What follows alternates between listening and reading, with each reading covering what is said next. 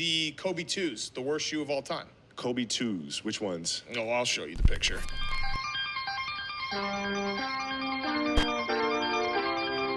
Hey, what's going on, guys? My name's Chris. Welcome back to the official WearTesters.com YouTube channel. Today we got a detailed look and review on the shoe that made Kobe buy out his own contract with Adidas, so he no longer had to wear their products. This is the shoe that kind of ruined it for him over there. And it's these things right here. I will not call them bad boys. Back in the day, we used to call these the Toasters. But this is the Adidas Crazy 2, originally called the Adidas the Kobe 2. Now, first things first, this shoe is just interesting to see back just because somebody over there must love them. I would never have pulled it out of my, what's that thing called? Like, what do they say? Like on my bingo card for 2025. Never would have thought that the Kobe 2, I would say never in my lifetime would I have thought the Kobe 2 would come back, but here we are. And whoever was in charge of this project, I will give complete credit to, because they did do a standout job. Like, they recreated everything as well as they could, from the packaging all the way to the product itself. So when you get the box, they're gonna be in this like cardboard sheath or whatever, but you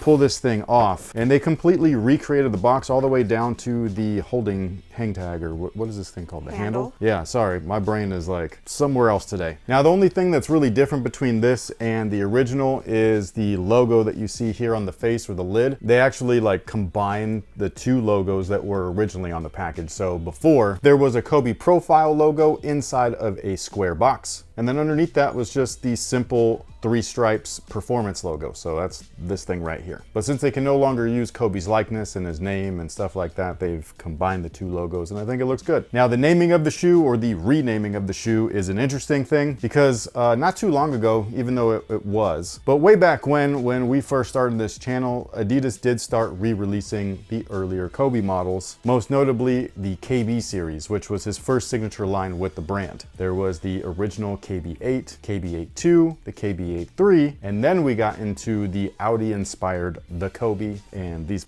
things, the Kobe 2s, or the Crazy 2.0s, depending on where you're looking. And that's interesting because when they first started retroing the KB series, they would call them the Crazy whatevers instead of the KB, you know what I mean? 1, 2, 3, all that stuff. Except for the KB 2s, those were, for whatever reason, called the Adidas Crazy 2s.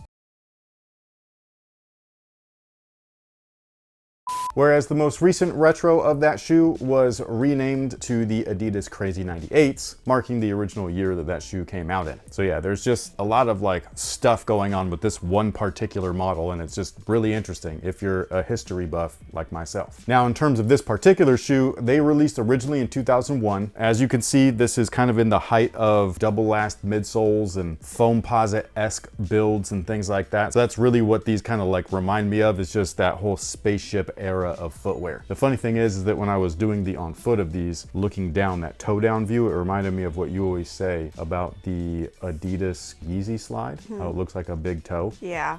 Like it looked like, but the nail's there. I feel like a Ninja Turtle that's missing a toe. It's weird. The shoe is a very faithful recreation of the original from 2001, which is very surprising. They did change some things. Technically, it's a Protro or a Resto mod where the internal features are upgraded, but the shoe still is just trying to flex these things. Like, I was like, holy shit, how did this guy play in these? This also was a really interesting time, not just in footwear history, but American history as well. 9/11, 2001, most of us probably know what that's all about. There was actually a tribute version of this shoe that was a PE. I don't believe that they ever released, and it was like an American flag looking thing. They're still hideous, but like cool tribute. Now, the outsole, much like the rest of the build, is very faithful to the original. You've got herringbone full length. It does change in its width and thickness, starting at the heel and then thins out all the way up to the toe. This is actually a feature that they did on the Kobe 1 retros, aka the Crazy ones, whereas the Crazy 1 originals were all one tread pattern, you know what I mean? Like, it wasn't, I guess, a gradient of herringbone like what you see here, where it's going from one thickness to a different thickness. So I always thought that that was interesting. You can also tell that this is where the Crazy Infinity took a ton of inspiration, and it's super cool too, because the Crazy Infinity, I think, is a great looking shoe. This, not so much. But either way, the outsole is what it is. It's durable, it works well. The bummer to the whole shoe is that they're not very flexible, so the shoe doesn't have a choice but to grip, because you're not moving very fast, unless you're Kobe Bryant.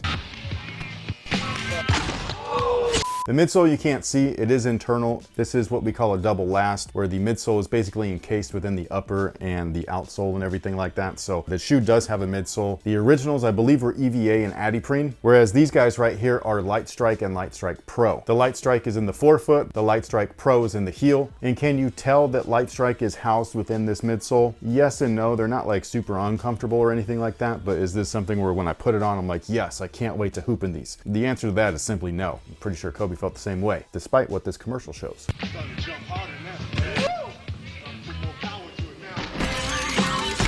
But yeah, I will say that they're not uncomfortable from a cushion standpoint, but they're also not like Boost or anything like that, or the way that Light Strike and Light Strike Pro typically feel when they're not encased within an upper like this. The shoe does have a torsion system, but the entire shoe basically is a torsion system, not on purpose. It's just, that's the way, these things don't move, bro. Like, I can't. It's a 2x4. It's crazy. This really is one of the worst shoes of all time. Now the upper on these guys, obviously is Foamposite looking, you know what I mean? Like I would call it Foamposite-esque. It's not Foamposite though. It's not a liquid polyurethane turned into a solid. This is just synthetic. And what kind, I don't know. It feels like vinyl. Does not smell like vinyl, but it's just not good. This is basically what's on the previous version, the Kobe ones or the crazy ones, only they covered the laces, which was just, I don't know. I think that's what kills the shoe the most is this. As soon as I pulled this down just so I could try to lace the damn things up, I instantly creased the upper. And I'm not a big crease guy, like I don't care, but holy hell, these things look like fucking tin foil as soon as you put them on. Not only that, the laces go down here. How, if your laces break, are you supposed to change that? So yeah, the whole shoe is just weird. Tying them up, there's only 3 eyelets that you can actually get to, but tying them up is like a tedious pain in my ass. I can't believe how long it takes me to do that because I gotta keep fucking with this flap thing, to which I'm just like, bro, for somebody like Kobe that just want to get out on the court, this must have just irked the holy fuck out of him. And I still can't believe that he did what he did in the regular season with these things. These really are toasters. They feel awful. Now the rear of the shoe is one of the other areas that did change from the original. There was a Kobe silhouette logo similar to what was on the box on the heel. Now it's replaced with just a simple Adidas logo. The insole is this guy right here. It is a piece of shit, but it's not the biggest piece that Adidas has ever put in its footwear. It's not floppy or stupid thin, so I gotta give him credit for that. In terms of sizing, they do fit true to size, so whatever you typically wear, that is what I would order. I don't really know how to secure the forefoot, like if you were trying to play in these for whatever reason, just because you can't get the laces down there, you know what I mean? Like it's just really difficult. This is such a strange, awful bad design. Cult classic, perhaps. Performance beast, no. The worst basketball shoe of all time? I mean, that's debatable, but like, I'm leaning that way. The Kobe 2s, the worst shoe of all time. Kobe 2s, which ones? No, I'll show you the picture. Nike ones? No. The other company? Oh, that Those- doesn't count. Yeah, those count. That company What do doesn't you- count. What do you count? That company doesn't count. The worst shoes of all time. No, What about this? that's what taught me that I need to lead the design charge. But yeah, whatever you typically wear, that is what I would order. And with all of that being said, what is today's user submitted question of the day? And it better be a good one. Is the Kobe brand at the point of succeeding without Nike, like the Jordan brand? Explain. I don't know. I didn't make up this question. All I'm thinking is Like Jordan without brand the player being around or on court, is that kind of maybe Jordan brand obviously is under the umbrella of Nike. correct? So like they're not truly separate, just like Kobe. No, they're separate, but they're together. Yes. And so I guess they're wondering like, do you think the Kobe brand could do the same thing? Well, I've made a video on that specific topic before, like could the Kobe line become its own brand? I think that it should, like a spin-off or offshoot of Nike. But right now it is part of Nike, so it's not the Kobe brand, it's the Kobe line under Nike, you know what I'm saying? So it's not its own thing. Secondly, the Protros are such a hit and miss that, let's be real here, the Protros were going to outlets before the incident. The Kobe 1 Protros didn't sell very well unless they were the collab versions. Kobe 4 Protros, same thing. Kobe 5 Protros, same thing. I remember I went to go get my these right here, these Chaos Kobe 5s, which is my favorite colorway of that shoe. There was 2 people in line. I was one of them. It wasn't the craze that it is now. People are only trying to capitalize off of this, dude. Maybe this brand included. Someone's not here anymore, and it makes the vultures, I guess, of the community, or I wouldn't even consider them part of the community. They're literally above, like they're vultures. You know what I mean? They're just waiting to see what they could pick off. And that's where I feel like the line is. Should the Kobe models become its own line? I think that it should have before the incident even happened. Like, I feel like Kobe had that type of aura or fan base or whatever, especially with his mind dead set on performance. Like, it's not like he was putting out retros to make billions of dollars every year like MJ, you know what I mean? Like, and no shots fired at him. It's just, that's what they do. That's really a retro brand now, and people don't even look at the flagship Air Jordan every year, like the annual one,